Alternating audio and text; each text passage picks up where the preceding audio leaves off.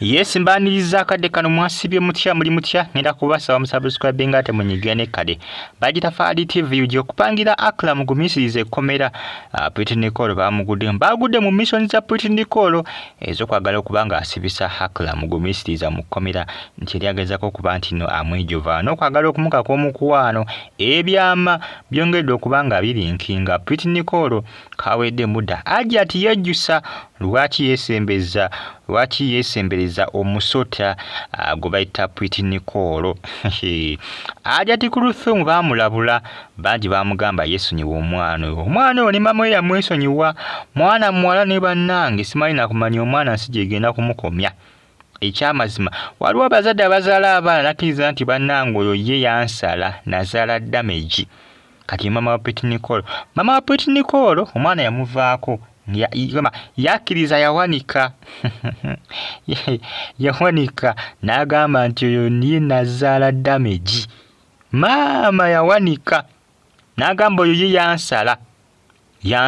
Pretty Nicole jika information yafulumye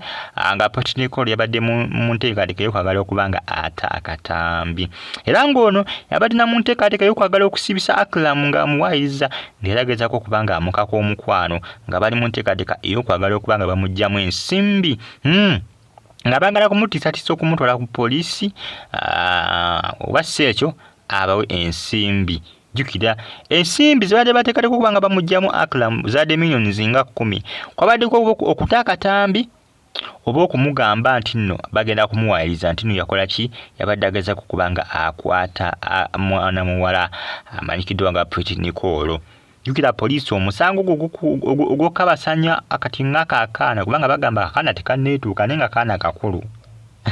wakati mu mateeka ge Uganda bo bagamba nti omwana tanneetuuka naye nga mwana mukulu kati ogwo omusango ogukuka mu vvi munange oba owedde reputation yo yonna eba esaanyeewo ekitiibwako kena kiba kisaanyeewo oba ogenze mu kkomera kumalayo emyaka gy'otamanyi muwendo twalaba Sheikh Omar bamusiba ku musango era gwe gumu bwe gutegwa lyagezako okukwata mwana gwe musango bagamba nti gwe lyagezako kubanga azza olwakubadde bagamba nti bamuseetinga buseetinzi tebadde bagala okubanga kola ki tebadde bagala okubanga bakola mukulu Akla mugumisiriza ogwo omusango guba munene oluusi era bw'ogugwamu ne gukukka mu V-boy wange okuva mu kkomera oba owedde ebyaddala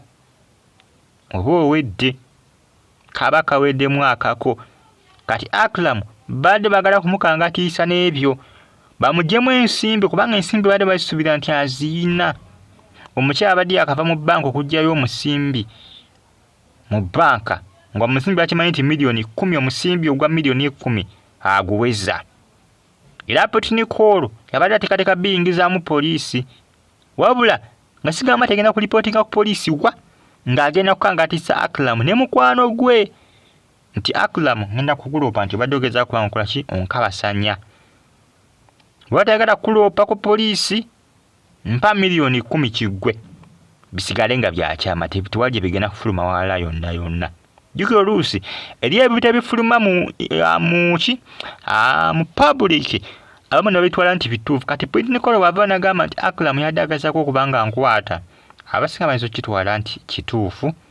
era n'amateeka gayinza okukutwala bye bya Sheikh Omar bwe byamutuukako bali ennansana twamanyi oba yali akwata akaana oba teyakakwata akyali omukomera paka nakati mpadde naludde bantu bebasiba ne bamala mu bange Sheikh Omar nimanya agenda kumala wiiki nga lunaku kali nga 3 ne wiiki yawera tulina myezi tulina kuweza mwaka tulina kuweza kale kitundu kya mwaka agenda kuweza myaka manyanga myezi 6 mu kkomera nga akwatiddwa ozanya gwe n'okuzanya tewali amanyi oba kituufu oba si kituufu kibagamba nti alyageza kubanga akabasanya akaana akatanneetuuka kubanga gwe musango gwamukwasa munange byebyo kati ne Akla musajja watu yadde agenda kugwa mu mbi ne munange bakoze eki balabuse mangu era Nicole ne bakola ki ne bamwejjako ajja nti yejjusa olunaku lwasembeza Nicole mu bulamu bwe yejjusa agamba nti mwana gwe nijjusa olunaku lwonna kusembeza mu bulamu bwange yejjusa naye nga jjukira baamulabula bamulabula bamugamba ati weesembeeza mwana oba musota gwe bayita Potinecola agenda kufuukira ekizibu.